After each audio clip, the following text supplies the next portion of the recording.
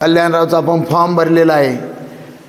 आज कल्याणराव उभा नाही आहे, सर्वसामान्य अवसरीतला नागरिक उभा आहे. ही भावना अवसरीकरांनी ठेवा. आपली सून कुठली आहे, आपला भाऊ कुठे आहे, आपली मावशी आपल्या मतदारसंघात कुठे राहते, मावशीची सून मावशीची कुठली केलेली आहे, त्याची सून कुठली केलेली आहे, ही नाती जोडा. नाती जोडल्यावर मी निवडून आलो या. आज माझ्या घरातली 10 चुलते माझे प्रत्येक नातेवाईकाच्या घरात जातात. प्रत्येकाची तुमची सुनबाई कुठली आहे, पाहुडीची आहे का, तिच्या घरी जायचं. त्यांची सुनबाई कुठली आहे, आमक्याची आहे का, त्यांच्या घरी जायचं. अशा प्रकारची साखळी तयार करा. भावनिक राजकारण केल्याशिवाय तुम्हाला न्याय घेता येणार नाही. कल्याणराव पैसे नसू द्या, जनता तुमच्या मागे उभी राहील. पैसे हे राजकारणाचं मूल्य नाही, प्रामाणिकपणा हे राजकारणाचं मूल्य आहे.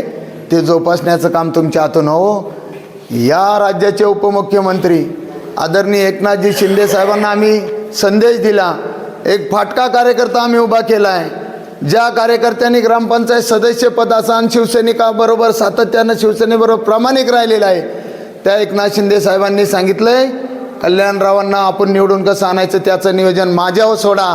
तुम्ही फक्त लोकांच्या पाया पडत राहा. कल्याणराव तुम्ही निवडून आज आलात म्हणून मी तुम्हाला सांगतो.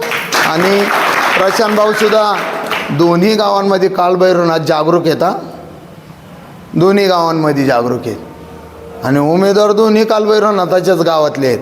पण आता न्याय कोणता कालभैरवनाथ कोणाला देतो हे आपण सांगू शकत नाही.